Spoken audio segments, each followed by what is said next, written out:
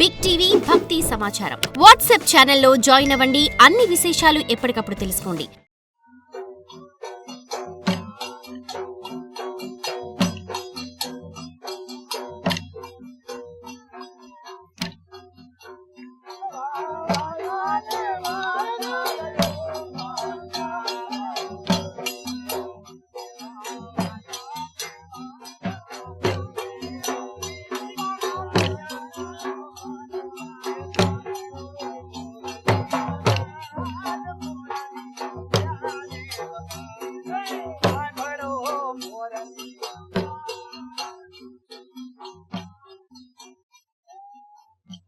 ఇప్పుడు కృష్ణుడు గోకులంలో ఒక యాదవ కులంలో ఉన్నాడు. ఒక ముఖ్య నాయకుడి కొడుకుగా పుట్టినప్పటికీ అతను ఇప్పుడు గోవులు కాసే సాధారణ సమాజంలో ఉంటూ పెరిగాడు. ఆయన పాలు వెన్న దొంగతనం చేయడం గురించే లెక్కలేనన్ని కథలు వినే ఉంటారు. ఎందుకంటే ఆ సమాజంలో అప్పుడు ఉన్న చిరుతిండి అది మాత్రమే. చాక్లెట్ కేక్ ఉండేది కాదు. వెన్న, పాలు అవే అక్కడి ప్రధాన చిరుతిళ్ళు. అందుబాటులో ఉన్న రుచికరమైన ఆహారం ఏదైతే ఉందో దాన్ని తీసుకునేవాడు. కృష్ణుడి బాల్యం గురించి చాలా చెప్పుకుంటారు.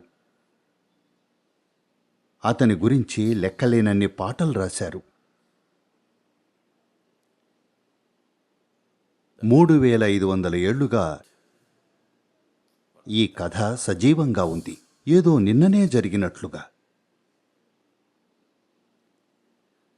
బహుశా చాలా కుటుంబాల్లో ఈనాటికి వారి పిల్లల లేదా మనవల బాల్యం కంటే కృష్ణుడి బాల్యం గురించే ఎక్కువగా చెప్పుకుంటారు. అది అంత ప్రసిద్ధి చెందిన బాల్యం ఎందుకంటే అతను ప్రజలను అలా తన్మయత్వంలోకి నెట్టేసేవాడు. కేవలం తన చిరునవ్వులతో, తన వేణుగానంతో, తన అందంతో, ఇంకా తన నడకలోని నృత్యంతో. కాబట్టి కృష్ణుడు ఎంతో ఆనందంతో, ఎంతో గర్వంతో ఏమంటాడంటే, నేను వెన్న దొంగిలించాను. నేను వెన్న దొంగిలించకపోతే గ్రామంలో ఉత్సాహమే ఉండదు, సరదా ఉండదు అనేవాడు.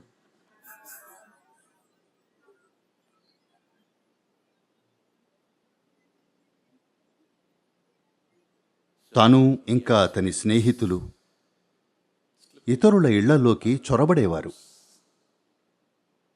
పైకప్పు పెంకులను తీసి లోపలికి వెళ్లేవాళ్లు. వాటిని పైన ఎత్తులో పిల్లలు అందుకోలేని విధంగా ఉంచేవారు. అప్పుడు వాళ్ళు ఒకరి భుజాలపై ఒకరు నుంచుని దాన్ని అందుకునేవారు. లేదా అది మరీ ఎత్తులో ఉండి అందనప్పుడు రాయి తీసుకుని కొట్టేవారు. ఈ పెరుగు, వెన్న చిన్న రంధ్రం పడితే చాలు అవి బయటకు కారేవి. వాళ్ళు నోరు తెరిచి తాగేవాళ్ళు. లేదా కొన్నిసార్లు అది పగిలి మొత్తం కింద పడేది. అప్పుడు నేల మీద నుంచి తీసుకుని తినేవారు. స్నేహితులందరూ కలిసి తిన్నప్పటికీ ఇంకా చాలా మిగిలిపోయేది. ఎందుకంటే ఇలా ధైర్యం చేసే అబ్బాయిలు కొద్దిమందే ఉండేవారు. మిగతా వాళ్ళు ధైర్యం చేసేవారు కాదు. కాబట్టి వాళ్ళు కోతులను పిలిచి వాటికి తినిపించేవారు. సరే, ఇది వినటానికి బానే ఉంది. కానీ ఇది ఎలా అంటే మీ పక్కింటి పిల్లలు మీ ఫ్రిజ్ మొత్తాన్ని దోచుకున్నట్లు. That's the reality.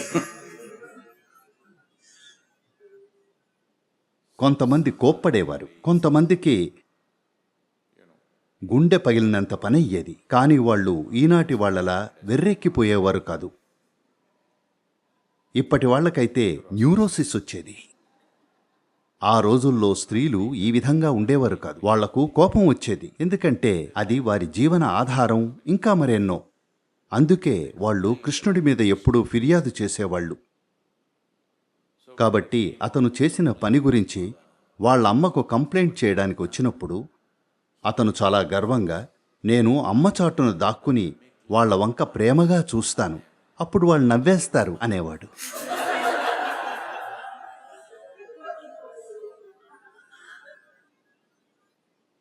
కోపంగా ఉన్నప్పటికీ ఈ గోపికలు అద్భుతమైన స్త్రీలు. వాళ్ళ వంక ప్రేమగా చూస్తే చాలు, సరేలే అనుకుంటారు.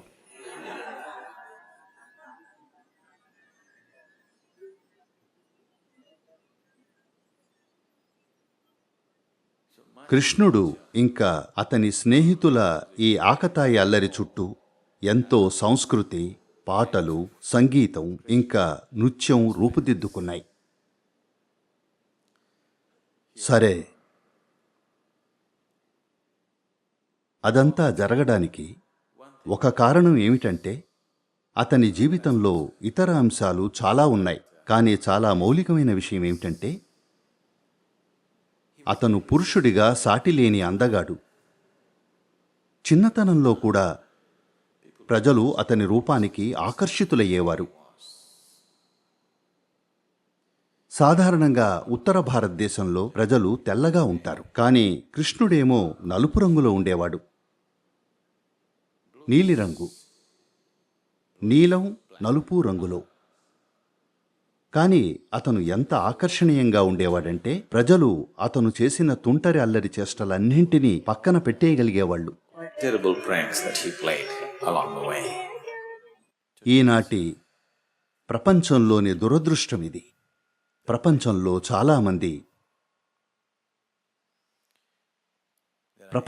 ఎంతోమంది ఉన్నారు. జీవితంలో ఒక్క 10 నిమిషాల పాటు కూడా స్వతహాగా సంతోషంగా లేనివారు, అలాగే ఒక్క క్షణం పాటైనా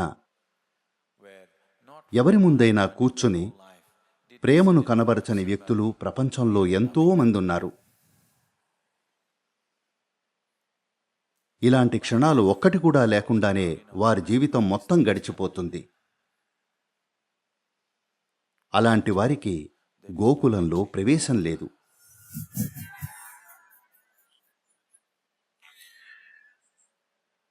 గోకులం అనేది ప్రజలు సంతోషంగా తిరిగే స్థలం. వారు పనిచేస్తూ కూడా ఆడారు, పాడారు, ప్రేమించారు. They sang, they danced, they loved. తెలుసా, 24 గంటలు సంతోషంగా, ప్రేమగా ఉండడం మానవుడికి అందని విషయమేమీ కాదు. కృష్ణుణ్ణి ఈ దేశపు సంస్కృతిలో అంత పెద్ద అంశంగా ఎందుకు చూస్తారంటే అతను తన జీవితం అంతా సంతోషంగా గడిపాడు. ఏం జరుగుతున్నా సరే అతని జీవితంలో అనేక రకాల పరిస్థితులను ఎదుర్కొన్నాడు. బాల్యం నుండి చాలా తీవ్రమైన పరిస్థితులు. అతను పుట్టినరోజు నుండే అతన్ని చంపడానికి ప్రయత్నించారు. అతని బాల్యంలో ఎందరో అతన్ని చంపడానికొచ్చారు. అనేక మార్గాల ద్వారా, అతని అతీంద్రియ శక్తుల ద్వారా వారిని నివారించాడు. కానీ అతి ముఖ్యమైన విషయం ఏమిటంటే అతను వాటన్నింటినీ చక్కగా ఎదుర్కొన్నాడు. ఒక నృత్యంలా సంతోషంగా, ఆనందంగా, ప్రేమగా ఎదుర్కొన్నాడు. అతను ఎక్కడ ఉన్నా, అది యుద్ధంలోనైనా లేదా తన శత్రువు తల నరకబోతున్నా, అతని ముఖంపై చిరునవ్వు ఉండేది. There was a smile on his face.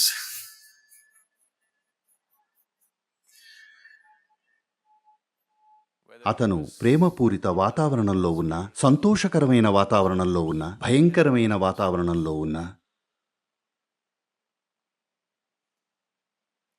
అవసరమైనప్పుడు కఠినంగా మారిన, ఆ అవసరం అయిపోయాక తీవ్రమైన పరిస్థితుల్లో కూడా అతను చిరునవ్వుతో వాటిని అధిగమించాడు. దురదృష్టవశాత్తు ప్రజలు దీన్ని దైవలక్షణంగా చూడాలనుకుంటారు. నవ్వు అనేది మానవ లక్షణం, అది దైవలక్షణం కాదు. దాన్ని కోల్పోయిన మానవులు తమ ఆనందాన్ని స్వర్గానికి బదిలీ చేశారు. తమ ఆనందాలను స్వర్గానికి ఎగుమతి చేశారు. అక్కడ మాత్రమే అది సాధ్యమని. పిల్లవాడిగా అతను తనవైన వివిధ గుణాలను ప్రదర్శించాడు. When he was just about 3 months old as an infant. అతను కేవలం 3 నెలల శిశువుగా ఉన్నప్పుడు ఆ రోజు ఒక పౌర్ణమి పండుగ. అంటే ఈ యాదవ సంస్కృతుల్లో ప్రతి పౌర్ణమి రోజున వేడుక చేసుకునేవారు. ప్రతిరోజు ఓ వేడుకే. పౌర్ణమి రోజు ఒక మంచి సాకు.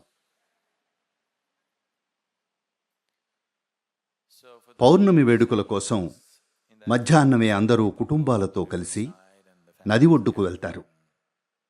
వంట చేశాక సాయంత్రం భోజనం తర్వాత నృత్యాలు మొదలైనవి జరుగుతాయి. అందువల్ల స్త్రీలందరూ పిల్లల్ని ఎవరో ఒకరికి అప్పజెప్పి వంట చేస్తూ బిజీగా ఉంటారు. కృష్ణుడు చాలా చిన్న శిశువు, కేవలం 3 నెలల వయసు. ఎండగా ఉండడం వల్ల తల్లి యశోద కృష్ణుణ్ణి నిలిపి ఉన్న ఎడ్లబండి కింద నీడలో పడుకోబెట్టింది. A parked bullock cart for shade. అతను కొంతసేపు నిద్రపోయి మేల్కొన్నాడు. అతనికి ఇంకా నడిచి నృత్యం చేసే వయసు రాలేదు. కాని అతనికి అలా చెయ్యాలని కోరిక. ఎవరూ తన్ని పట్టించుకోకపోవడంతో బండి చక్రాన్ని తన్నాడు. బండి అమాంతం కింద పడిపోయింది. అది అతని మానవాతీత శక్తి యొక్క మొదటి ప్రదర్శన.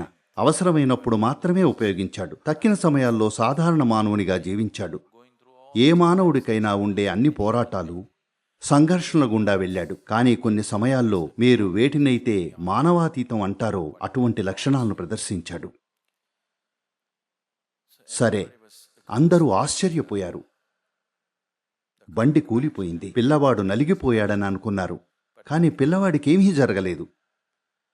ఇది చూసిన కొంతమంది చిన్నపిల్లలు అతనే బండిని తన్నాడు, అందుకే అది పడిపోయింది అని చెప్పారు. ఎవరూ నమ్మలేదు. ఇవేం పిచ్చి మాటలు, 3 నెలల పిల్లవాడు బండిని తన్నగలడా అంటూ పెద్దవాళ్లందరూ ఈ పిల్లలవి ఉట్టి ఊహలు అని తోసిపుచ్చారు. అతను కొంచెం పెద్దవాడయ్యాక 5-6 ఏళ్ల వయసొచ్చేసరికి అతను మరింత ఆరితేరాడు. తన అల్లరి చేష్టలు పెరిగే కొద్దీ వెన్న పోగొట్టుకుంటున్న వారి గోడు మరింత పెరిగింది. దాంతో అతని తల్లి వద్దకు చాలా ఫిర్యాదులు రావడం మొదలైంది. నిత్యం ఎవరో ఒకళ్ళొచ్చి ఫిర్యాదు చేసేవారు. మీ పిల్లవాణ్ణి దయచేసి ఇంట్లోనే ఉంచండి, తను మా ఫ్రిజ్ని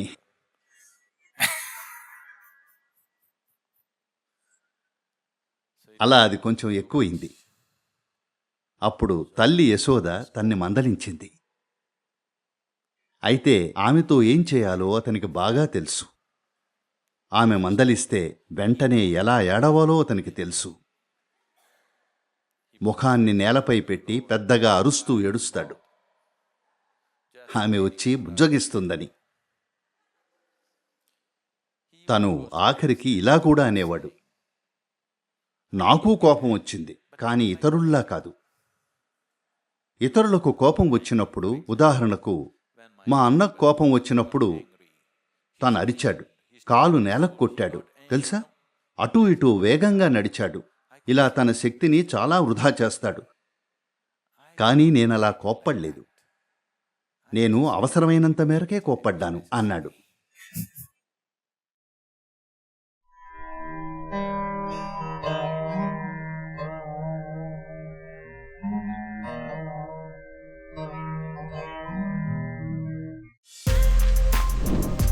For more videos like this, subscribe Big TV channel.